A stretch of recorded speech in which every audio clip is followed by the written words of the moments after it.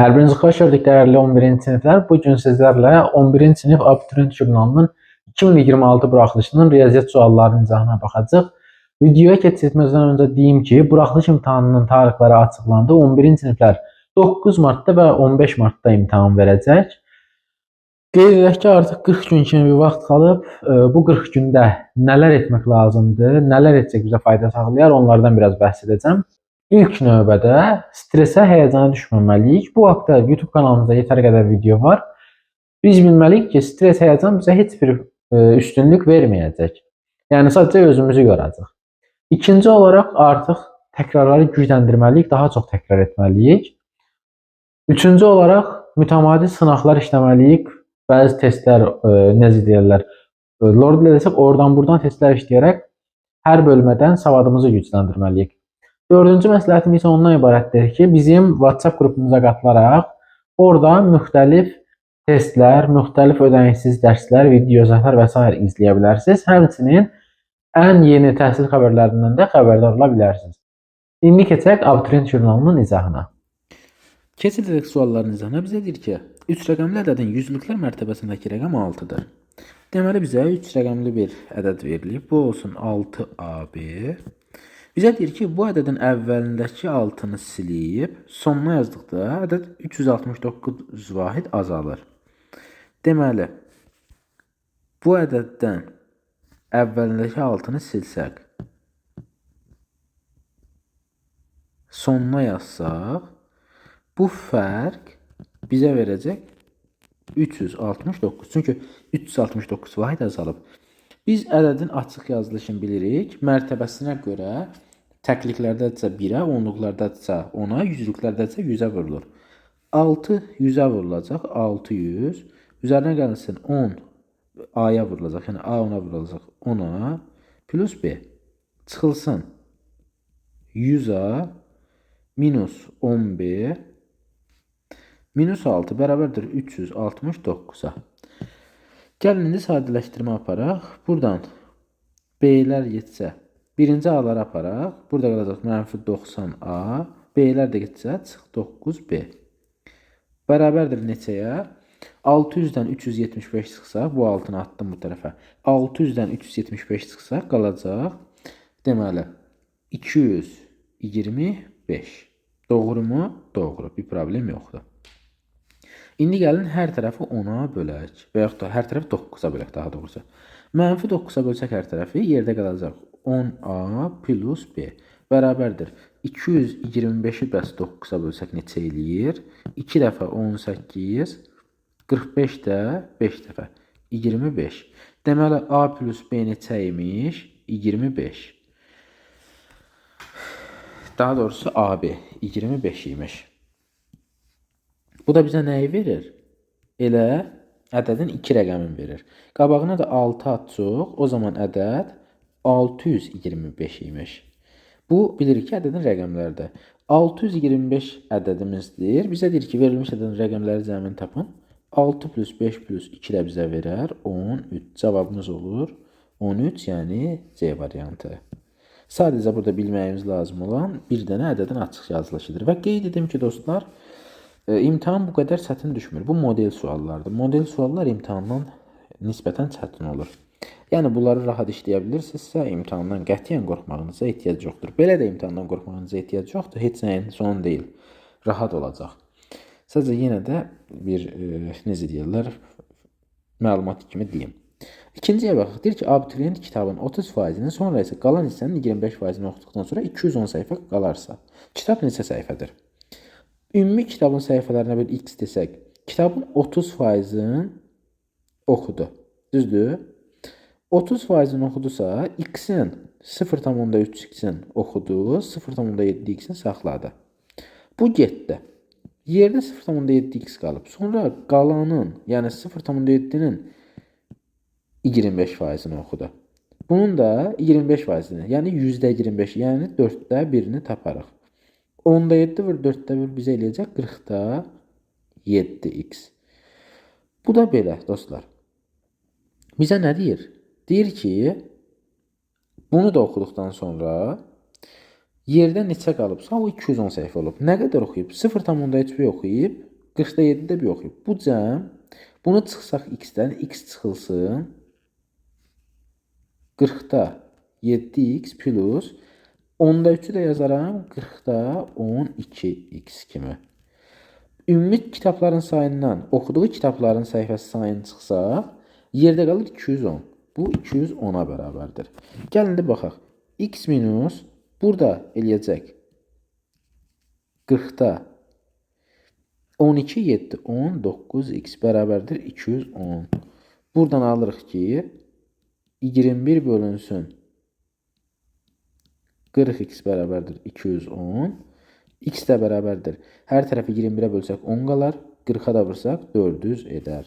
Cavab oldu 400. Bizdən kitabın neçə səhifə olduğunu soruşur. Cavabımız oldu 400. Üçüncü suala keçid edək. Üçüncü sualda görək bizə nə deyir? Deyir ki, O mərkəzli çevrəyə AB toxunanı və AD kəsəni çəkilmişdir. ACB, yəni bura 110 dərəcə olarsa, bucaq ayını tapın. Necə taparıq? Bura 110-dursa bilirik ki, bura 70 dərəcə olacaq. Bəs bura 70 dərəcədirsə, görürük bu hansı qövsə söykənib? Bu qövsə. Qövsə söykənmiş daxili bucaq, yəni qövsə çəkilmiş daxili bucaq bilirik ki, qövsün yarısına bölünür. O zaman bura olacaq 140 dərəcə. Bəs bura neçə olacaq? 40 dərəcə.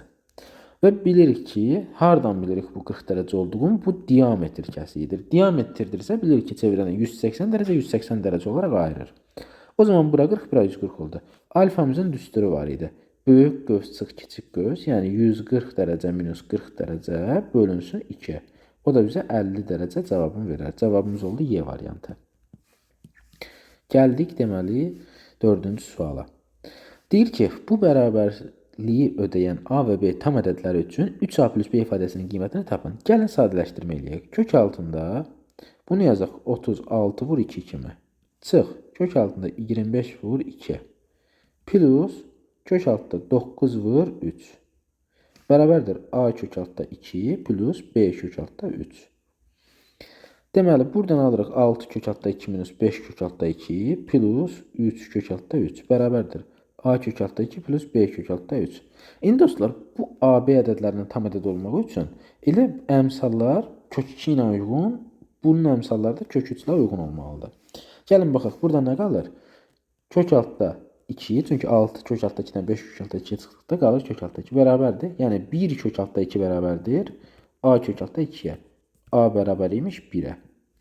Buradan da B kök altda 3 bərabərdir 3 kök altda 3-ə. Kök 3-lər getsə B bərabərdir 3 qalır. Gəlin indi baxaq. 3A, yəni 3 vur 1 plus 3 gəlsək, bu da bizə verir 6. Cavabımız oldu 6 Y variantı. 5-ci suala keçid edək. 5-ci sualda bizə nə deyir? Deyir ki, A və B rəqəmləri üçün A dövrdə B plus B dövrdə A bölünsün A plus B ifadəsinin qiymətini tapın. Gəlin baxaq. A dövrdə B nədir? A 9-da B plus B dövrdə A nədir? B 9-da A. Gəlin birinci bunu sadələşdirək. Bu olacaq 9-da 9A plus B plus 9'da 9B plus A. O zaman mən bunu bir kökdə yazaram. Daha doğrusu bir kökdə yox, bir məxrəcdə. Bunları da cəmləyərik, bölərik 9'a. O zaman yuxarı bizə nə verir? 10A plus 10B böl 9. Bunu da bölürük A plus B'yə. Biraz da sadələşdirmə aparsaq nə alırıq burada? 10 vurulsun A plus B bölünsün. Bu 9 aşağı insə 9 vur A plus B. A plus B'lər getsək yerdə qalar 10 böl 9. 10 böl 9 var mı cavabda? D variantı. Cavabımız olur D variantı. Qəşəng sual idi. Gəlin digərlərinə keçid edək. 6-cı sualda deyir ki, tərəfi 7 cm olan düzgün altı bucaqlının böyük diaqonalının cəmini tapın. Böyük diaqonallarının cəmini tapın daha doğrusu. Gəlin burada bir altı bucaqlı çəkək. Aha. Altı bucaqlının böyük diaqonalını istəyir. Böyük diaqonal hansı olacaq? Bir dənə bu. Bütün böyük diaqonallarını istəyir. Bəli. 2 dənə bu. 3 dənə bu. Deməli 3 dənə böyük diaqonal oldu. D böyük nəyə bərabər idi? 2A-ya. D kiçik nəyə bərabər idi? A kök altda 3-ə. Bizə böyük diaqonal lazımdır. Tərəfi 7 sm-dir. O zaman D böyük nəyə bərabər olacaq? 7 vur 2-yə, yəni 14-ə. Gördük ki, 3 dənə də diaqonalı var. O zaman 3 vur 14 bizə verəcək 42 cavabın. Ümumi 3 diaqonalın uzunluq cəmi 42 imiş. Bu da belə. Keçdik 8-ci suala. 8-ci sualda bizə deyir ki, bu ifadəni sadələşdirin. Yuxarıda müxtəsər vurma düsturu əməlli başlı gözümüzə girir. Gəlin müxtəsər vurma düsturundan A kvadrat minus B kvadrat kimi açaq. A minus B, yəni A minus 2 vurulsun A plus 2 bölünsün A minus 2. Çıxılsın. Yuxarıda da kublar düsturu kimi açaq. A minus 2 vurulsun A kvadrat plus 4A plus 4. Doğru edirmi? Bəli, tamamilə doğrudur. Bölünsün A kvadrat plus 2A. Burada bir dənə 4 yox, 2 yazmalıyam. 2A plus 4. Bununla bu ixtisar olunar. Buradan da A minus 2 ilə A minus 2 ixtisar olunar. Yerdə qalar A plus 2 çıxılsın A plus 2. Çünki bu mənfi buna dəyir. A'lar gider, yerdə 4 cavabı qalar. Cavab oldu B variantı. Növbəti 8-ci suala baxaq. 8-ci sualda bizə deyir ki, ABC bərabər yanlı üçbucağında, deməli ABC bərabər yanlı üçbucağıdır. AB bərabərdir BC bərabər yanlıdır. DY perpendikulyardır AB-yə, DF perpendikulyardır BC-yə. Burada 45 dərəcədir. DY-ni bizə verib, DY-ni verib 5, DF-i verib 3. AB-nin tərəfinin uzunluğunu istəyir. AB tərəfinin uzunluğunu. Gəlin bura bir x deyək, burada bir x deyək. Nə olur burada? Ümumi sahə nə olar burada? Ümumi sahə olacaq 3 bucaq olduğu üçün 2-də 1 x kvadrat sinus 45. Bizdən konkret cavab istəyir. O zaman gəlin hesablayaq. Bizə tərəfi veribmi? Tərəfi verməyib. Elə bizdən tərəfin uzunluğunu soruşur. Tamam, bu düsturu saxlayaq burada. Burada bir problem yoxdur. Hətta sadələşdirə də bilərik. X kvadrat vurulsun. Bu sinus 45 dərəcə kök 2 bölünsün 2 verəcək. O da olacaq kök 2 bölünsün 4. Çünki bir dənə də 2'miz burada var idi. S-imizin ifadəsi bu şəkildədir. X kvadrat kök 2 bölünsün 4. İndi gəlin digər yandan S-i hesablamağa çalışaq. Baxın. Bizə bu hündürlükləri verib burada. Nə eləyə bilərik? Konkret bir hündürlük deyil, amma 2 hündürlükdür. O zaman biz burada 2 dənə üçbucaq yaradarıq.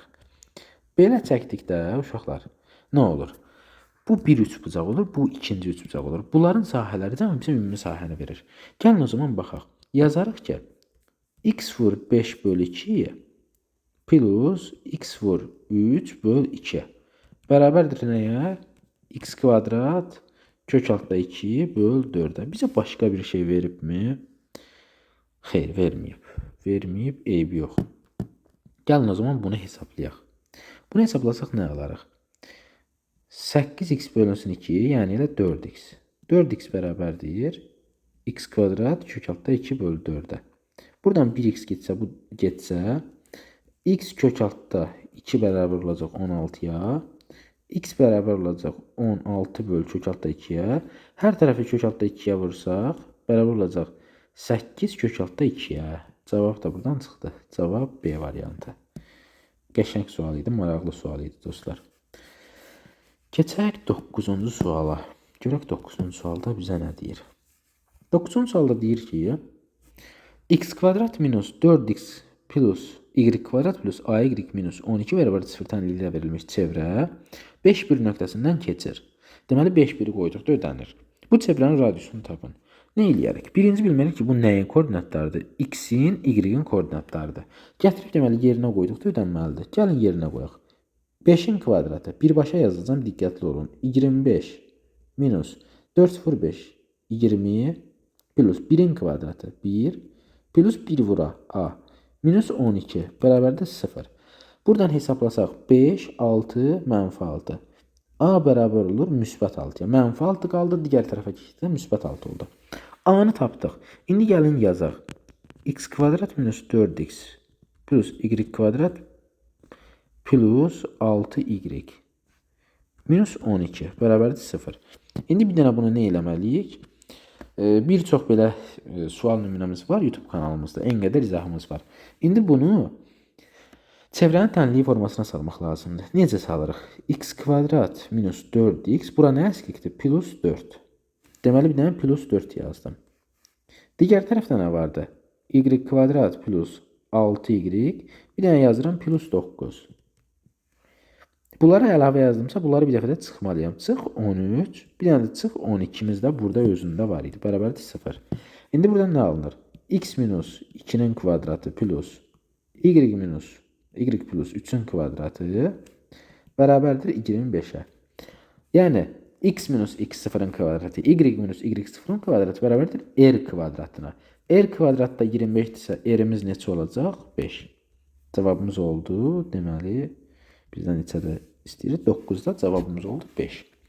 Bu da belə dostlar. Qəşəng sual idi, maraqlı sual idi. Keçirik 10-cu suala. 10-cu sualda deyir ki 1 plus kosinüs 9 dərəcə plus kosinüs 18 dərəcə bölünsün 9 daha doğrusu sinüs 9 dərəcə plus sinüs 18 dərəcə ifadəsini sadələşdirin. Baxın biz burada kosinüs 18 ilə sinüs 18-ə nəsə etməliyik. Amma necə nəsə etməliyik? Bilirik ki, deməli kosinüs 18 dərəcə bərabərdir kosinüs kvadrat 9 dərəcə minus sinüs kvadrat 9 dərəcə. Əlavə olaraq deməli nə eləyəcək? Burada bir dənə fikirləşin dostlar. Bu olacaq 2 sinüs kosinüs, sinüslər getsə bizə bir dənə burada sinüs lazımdır. Sinüs lazımsa o zaman kosinüs 1 minus sinüs daha doğrusu nə ilə əvəz edərik? Görək elə kosinüslə əvəz etsək, kosinüs vurulsun. Gəlin kosinüslə bir əvəz edək elə. 2 kosinüs kvadrat 9 dərəcə minus 1 yazaq. Yazaq görək nə olur dostlar. Alınmasa digəri ilə yazarıq. Heç bir problem yoxdur. Burada gəlin buradan biraz yer açaq. Bu şəkildə biraz yer açaq. Yazırıq ki 1 plus kosinüs 9 dərəcə plus 2 kosinüs kvadrat 9 dərəcə minus 1. Bu minus 1'lər bir-birini aparar. Aşağıda da sinüs 9 dərəcə plus sinüs 18'i sinüs 2 alfa kimi asıram. 2 sinüs 9 kosinüs 9 dərəcə. İndi gəlin bunu hesablayaq. Yuxarıdan kosinüs 9 dərəcəni çıxarsam, kosinüs 9 dərəcə vurulsun. 1 plus 2 kosinüs 9. Aşağıdan da sinüs 9'u çıxardaq. Sinüs 9 dərəcə vurulsun. 1 plus 2 kosinüs 9. Kosinüs bu ifadələr gedər, yerdə qalar kosinüs 9 böl sinüs 9 dərəcə. Bu da bizə kotangens 9 dərəcəni verər. Kotangens 9 dərəcədə kotangens 9 dərəcə C variantındadır. Deməli doğru açmışıq. Kosinüs 2 alfanın 3 dənə fərqli düsturu var. Onun eləsini istifadə etmək lazımdır ki, bizə faydalı olsun. Bu da getdi dostlar. Növbəti sualımıza baxaq. Görək 10 mu gəlir 11 mi? 11-ci suala baxaq. Deyir ki, x kvadrat minus 2x minus n bərabərdir 0 tənliyinin köklərindən biri 4 olarsa, bu tənliyinin köklərini tapın. Deməli bizə m lazımdır. Köklərindən biri 4-sə, deməli x-in yerinə 4 qoyduqda tənlik ödənir. Gəlin qoyaq. 4'ün kvadratı minus 2 vur 4 minus m bərabərdir 0. 16 minus 8 minus m bərabərdir 0. M bərabərdir 8'ə. M 8 tapdıq, gəldik, yerinə qoyduq. X kvadrat plus 8m minus 20 bərabərdir 0. Deməli, köklərini istəyir bizdən. Diskriminatsız filan yaza bilərik. X olaraq ayırsaq, nəyə vurduqda burada cəmi 8 eləyək? Əlbəttə ki, mənfi 10, 2, yox, müsbət 10, mənfi 2. Hasili bizə mənfi 20 verir, cəmi isə müsbət 8 verir. O zaman x bərabər olacaq buradan. Belə yazarıq. X plus 10 vurulsun. X minus 2 bərabərdir 0. X buradan bərabərdir mənfi 10'a. X bərabərdir 2'yə. Mənfi 10 və 2. Cavab C variantı. Qəşəng sual idi. Gəldik onun ikinci suala. Görək 12-ci sualda nə deyir dostlar. Deyir ki, müstəvi üzərindəki ABC düzbucaqlı üçbucağının A düzbucaq təpəsindən müstəviyə EMA perpendikulyar qaldırılıb. EMA perpendikulyar qaldırılıb. Və deyir ki, MD bu hissə perpendikulyardır BC-yə. Aha. BD 6 cm. BD. Bura 6 cm. DC də 4 cm-dir. AM bərabərdir 2 kök altda 3. Deməli 2 kök altda 3. Olarsa MD-ni tapın. MD haradır? MD bura. Dostlar, biz burada nəyi bilməliyik? 3 perpendikulyar şərtini bilməliyik. 3 perpendikulyar şərti odur ki, deməli, müstəviyə çəkilmiş mail əgər ki, müstəviyə perpendikulyardırsa, o zaman buradan çəkilmiş xəttə də perpendikulyar olacaq. Deməli,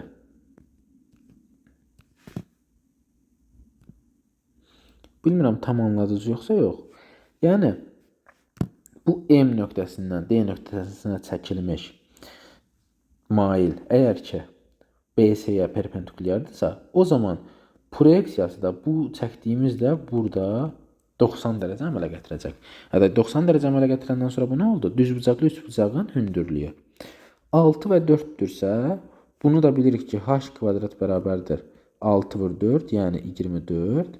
H kvadratı tapdıq. Buranı h kvadrat h bərabərdir kök altda 24-də yaza bilərik. İndi bizdən buranı istəyir də düzbucaqlı üçbucaq əmələ gəldi. Bura oldu 2 kök altda 3, bura oldu kök altda 24. Gəlin buranı hesablayaq. Yazarıq ki, 2 kök altda 3-ün kvadratı, yəni 4 vur 3, 12, plus kök altda 24-ün kvadratı, yəni 24. Bu da bərabərdir 36-ya. Bizdən bunu kök altında istəyir, Pifagora əsasən. Bu da olacaq kök altında 36 da bərabərdir 6. Yəni buranın uzunluğu neçə imiş? 6 imiş. Cavab A variantı. Bunu da keçdik. Növbəti suala baxaq. 13-cü sual gəlir. 13-cü sualda deyir ki, Z bərabərdir 1 minus I, 1 plus I üstü 17 vur 1 plus I üstü 19 kompleks ədədin həqiqi hissəsini tapın.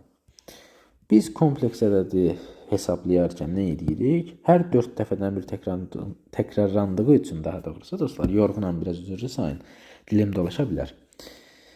Hər 4 dəfədən bir təkrarlandığı üçün biz onun qüvvətini 4-ə bölüb tam hissəni atırıq. O zaman birinci olacaq 1 minus I. İkinci olacaq 1 plus 4-dən bir təkrarlandığına görə 4-ə bölsək 16 qalıq 1 olacaq. O zaman olacaq 1 plus I. Bu isə olacaq 1 plus I üzəri 3. Yəni 1 minus I.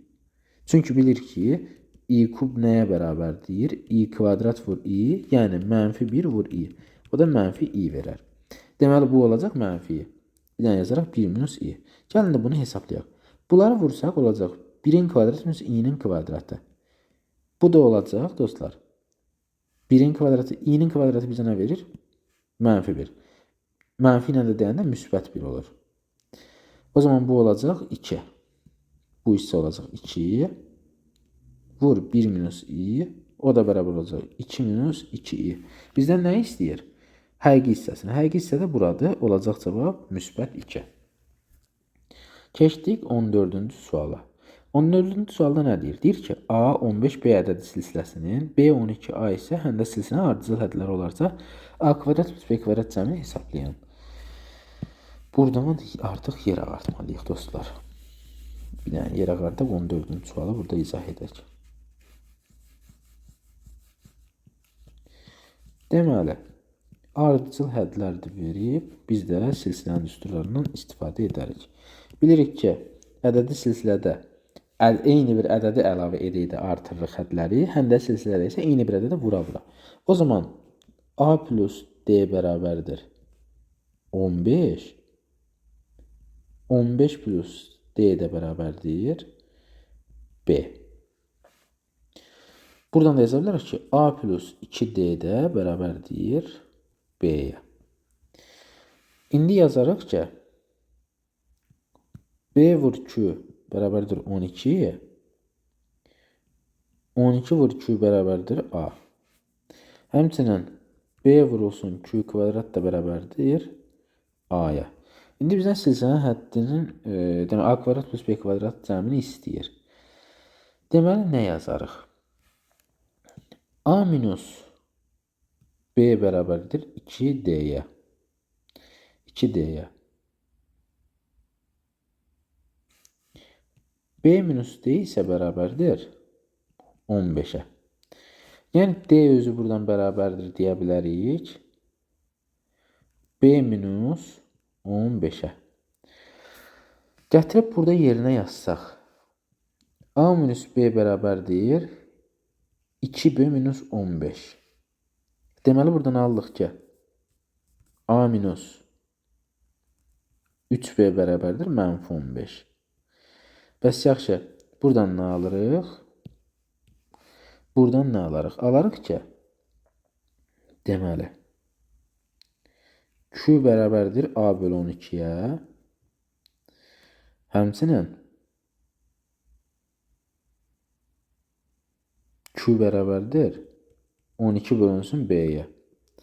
Bu ifadələri bərabərləşdirsək alarıq ki A bölü 12 bərabərdir 12 bölünsün B. AB hasili buradan 144'ə bərabər olar. Buradan biz nə almışdıq? A minus 3B. Bir yanlışlıq etməmişik ki, bir dənə baxaq. Bir dəqiqə deməli. A plus D bərabərdir 15. 15 plus D də bərabərdir B. O zaman D bərabərdir B minus 15 dedik burada. Bir dəqiqə. Bu ifadələri ilə bərabərləşdirərək də biz burada uzun getməyimizə ehtiyac yoxdur. Yazarıq ki deməli A plus D'nin yerinə yazarıq B minus 15 bərabərdir 15'ə. Deməli A plus B nəyə bərabər oldu? 30'a. İndi AB hasili 144'dür. A plus B cəmi də 30'dur. Bunun kvadratını tapsaq, yəni hər tərəfi kvadrata yüksəltsək nə alırıq? A kvadrat plus 2AB plus B kvadrat bərabərdir 900. Bizə də AB-ni verib burada. O zaman bizə lazım olan A kvadrat plus B kvadrat bərabər olacaq 900 çıxılsın 2 vur 144.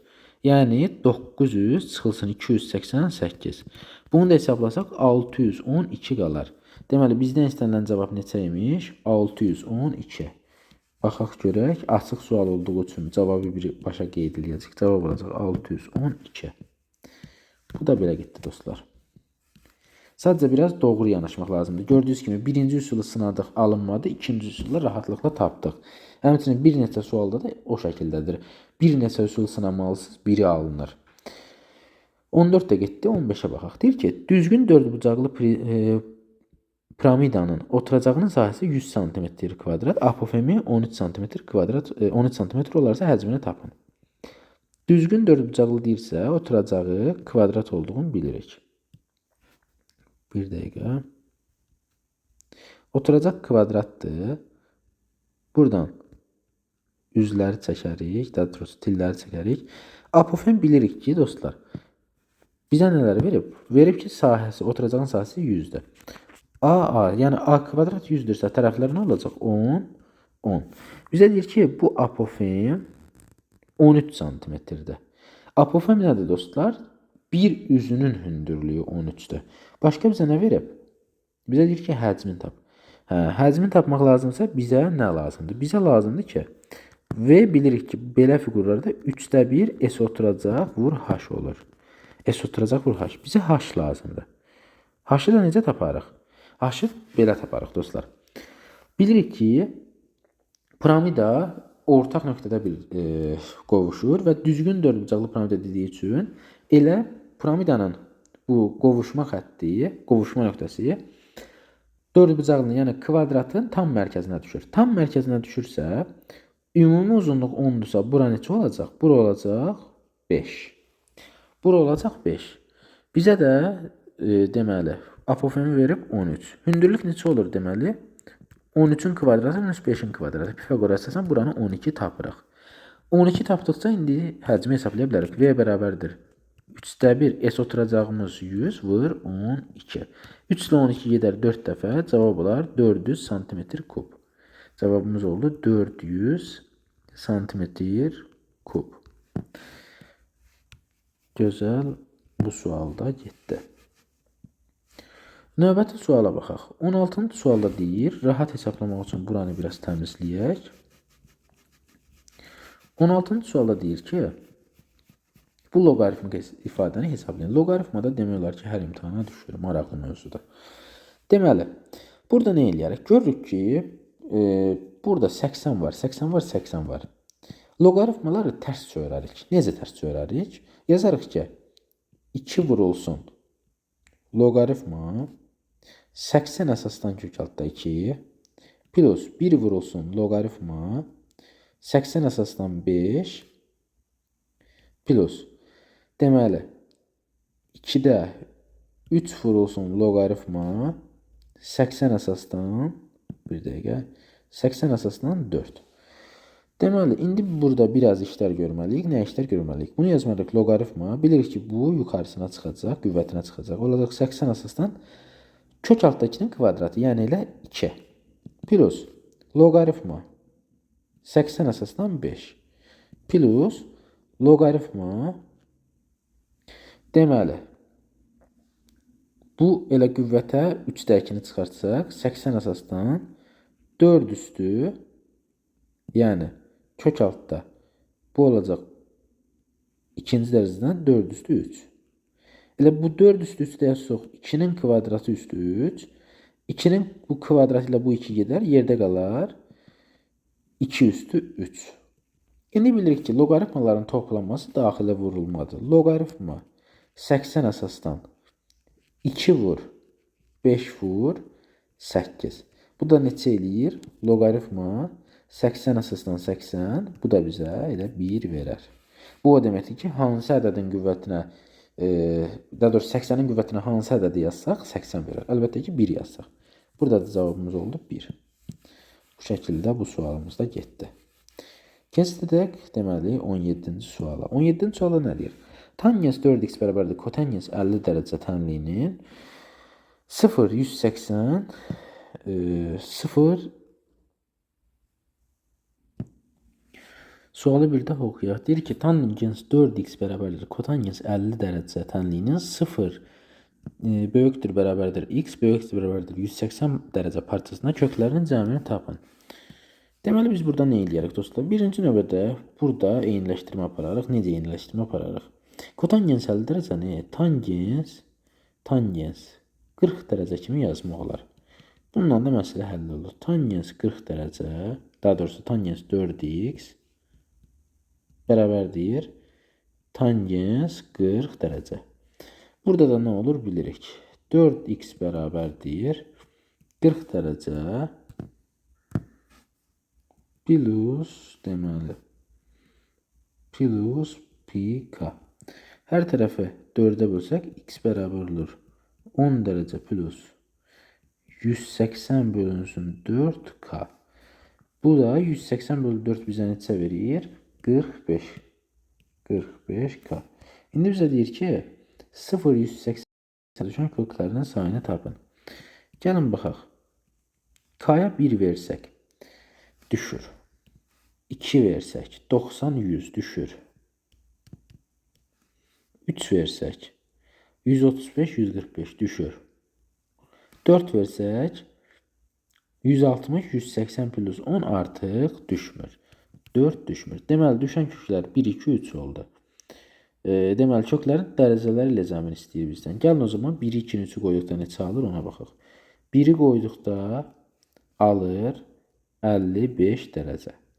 2-ni qoyduqda k bərabərdir 1, k bərabərdir 2. Burada olduqda 2 olduqda olur 100 dərəcə. K bərabərdir 3 olduqda da alır. Deməli, 135, o da 145 dərəcə. Bu cəmi bizdən istəyirsə, cəmləsək olar 245 plus 55, 300 dərəcə. Cavabımız oldu 300 dərəcə. Cavab 300 dərəcə. Bunları silərik. Deməli, 18-ci suala keçid edək. 18-ci sualda bizə nə deyir? Deyir ki, doğranı oturacağının radiusundan 4 dəfə böyük olaraq konusun yan səthinin açılışındakı sektorunun mərkəzi bucağının dərəcə ölçüsünü tapın. Deməli dostlar, bizə deyir ki, belə bir konus verilib. Bu konusun doğranı radiusdan 4 dəfə böyükdür. Deməli, bura R olsa, bura 4R olar. Bizə deyir ki, açılışı zamanı, yəni bu açılışda bu alfanı tapın. Bilirik ki, bu alfa bucağı, gəlin qeyd edək, bu alfa bucağı bizdən nəyə bərabərdir? Bizdə bərabərdir 360 vurulsun R bölünsün doğran. Yəni 360 vurulsun R bölünsün 4R. R'lər gedər, 360 ilə də 4 ixtisar olunsa yerdə qalar 90 dərəcə. Cavabımız olur 90 dərəcə. Bu da belə getdi. Keçdik 19-cu suala.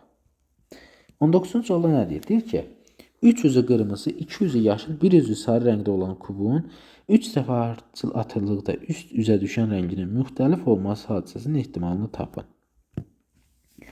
Deməli, burada nə yaza bilərik? Bizə verilib ki, 300 qırmızıdır, 200 yaşıldır, 100 deməli sarıdır, səhv etmirəmsə. Sarı, bəli. Görək elə, bilir ki, 600'ü var. 600'dən 3'ü qırmızıdırsa, hər atılanda qırmızı gəlmə ehtimalı nə qədərdir? 6 mümkün al, qırmızı da 3, əlverişli al. Deməli, 2-də 1'dir. Qırmızı 2-də 1. Yaşıl 6'da 2, yəni 3'də 1. Sarı isə 6'da 1 elə. İndi gəlin baxaq. Bu 3 ehtimalın ard-arda olması olacaq.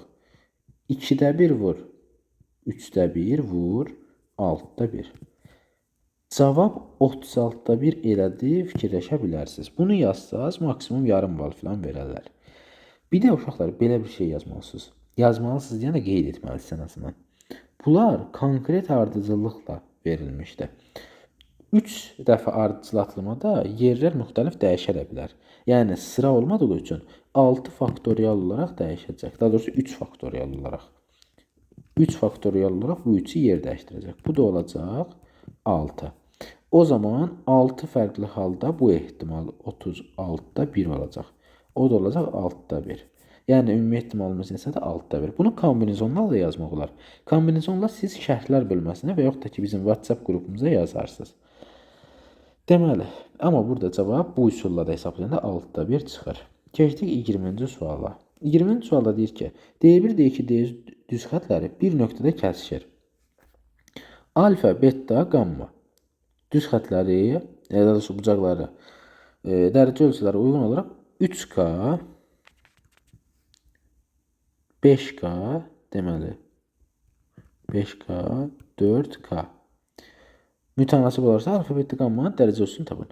Baxın, bura gammadır. Bilirik ki, qarşılıqlı bucaqlar bərabərdir. O zaman burada gamma olacaq, yəni 4K olacaq. Gəlin o zaman yazarıq. 3K plus 4K plus 5K bərabərdir 180 dərəcə. Baxın, 180 dərəcə. O zaman yazarıq ki, 12K bərabərdir 180 dərəcə, K bərabərdir 15 dərəcə. O zaman birinci bucağımız olacaq 3 vur 15, yəni 45. İkinci bucağımız olacaq 4 vur 15, yəni 60. Üçüncü bucağımız da olacaq, deməli 5 vur 15, yəni 75 dərəcə. Dərəcə ölçülərin bizdən istəyirdi. Dərəcə ölçülərini də tapdıq, qeyd etdik. 21-ci sual. 21-ci sualda bizə deyir ki, modulda x minus a kiçikdir bərabərdir b bərabərdir. Yəni həllər çoxluğu -9 aralığı olarsa, a vur b hasilini tapın. Gəlin baxaq. Biz bunu 2 qat bərabərliklə yazsaq, alarıq ki, -b kiçikdir bərabərdir x minus a-dan, o da kiçikdir bərabərdir b-dən. Hər tərəfə a əlavə eləsək, alarıq a minus b kiçikdir bərabərdir x, o da kiçikdir bərabərdir b plus a və yaxud da a plus b. Eyni şeydir. Bizə deyir -3 9 aralığıdır. O zaman bura olacaq -3, bura olacaq 9. Deməli, a minus b bərabərdir -3, A plus B bərabər 9. Tərəf tərəfə toplasaq 2A bərabərdir 6, A bərabərdir 3. A-nı 3 tapdıq, B-ni neçə taparıq? B də olar 6. B bərabərdir 6 olmalıdır ki, 3-dən 6 çıxdıqda mənfi 3 eləsin və cəmləlikdə də 9 eləsin. Bizdən AB hasilini istəyir. A vur B hasili bərabərdir 3 vur 6, yəni 18. Cavabımız olur 18. 22-ci suala baxaq. Bizə deyir ki, y bərabərdir 2x funksiyasının qrafiki B və C nöqtələrindən keçir.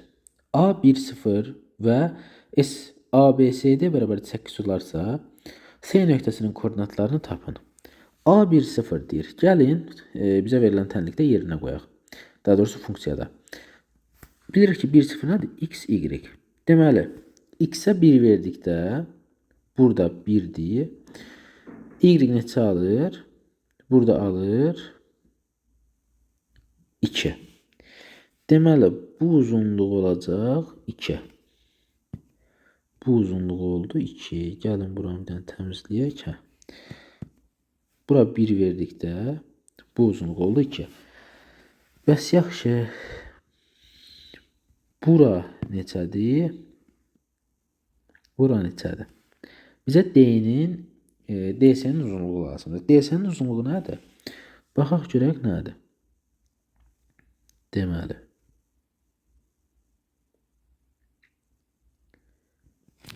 DC-nin uzunluğu bura olsun x koordinatı. Y-də olacaq 0. O zaman gətirib yerinə qoysaq, bura nə uyğun gələcək? 2x. O zaman bu uzunluq olacaq 2x. O zaman belə bir fiqur alındı. Deməli. Bura 2, bura 2x. Bura neçə olur bəs? Burada olur. Deməli, bura kimi 1-dir. Ümumidə x-dir.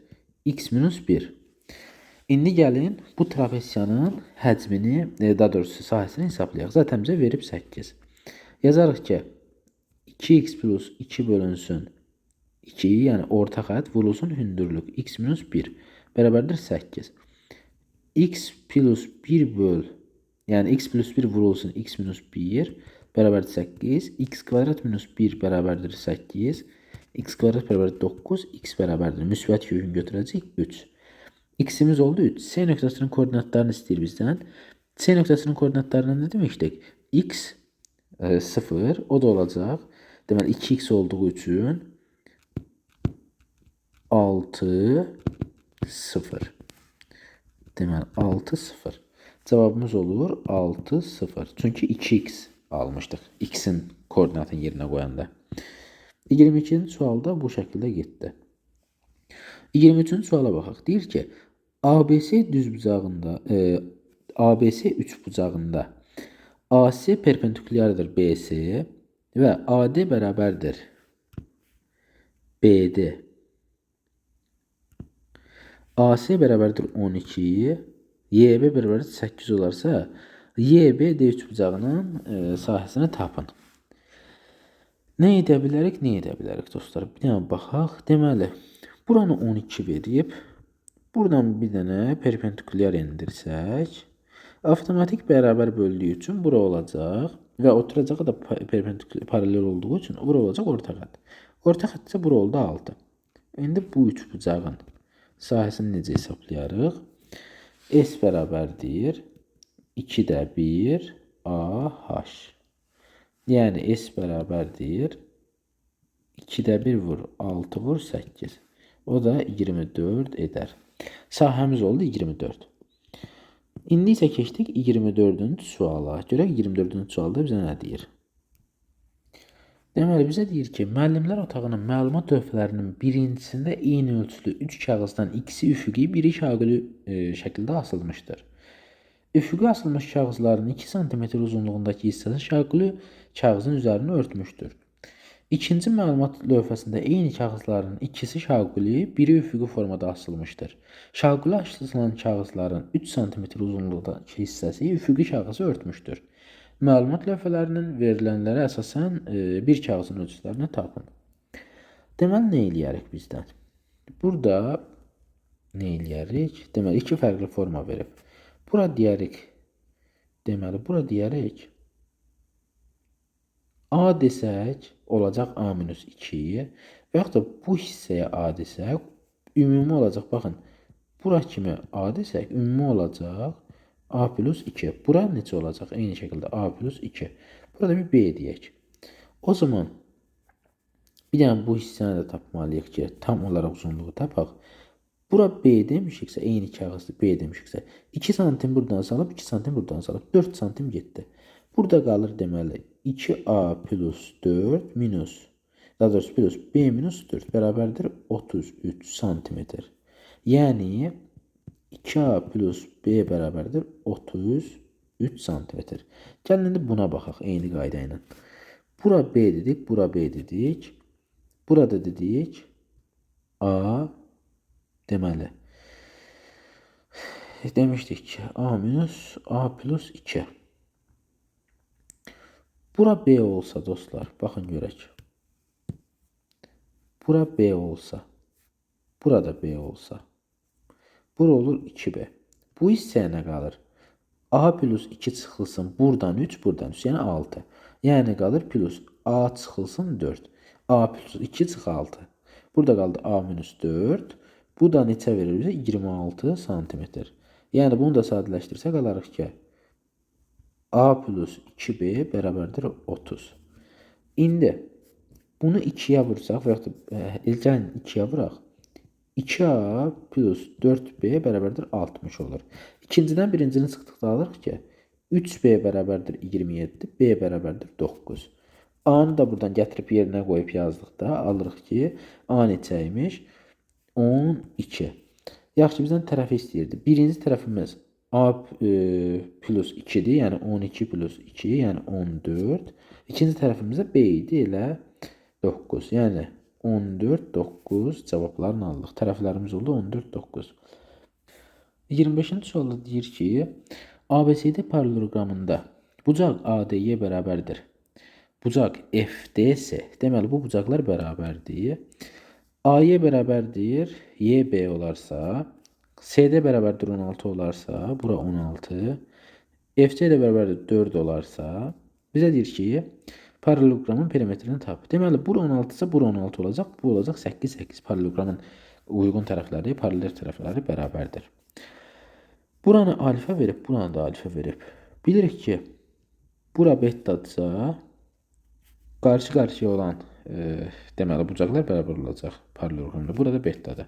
Avtomatik burada qammadırsa, burada qammadır.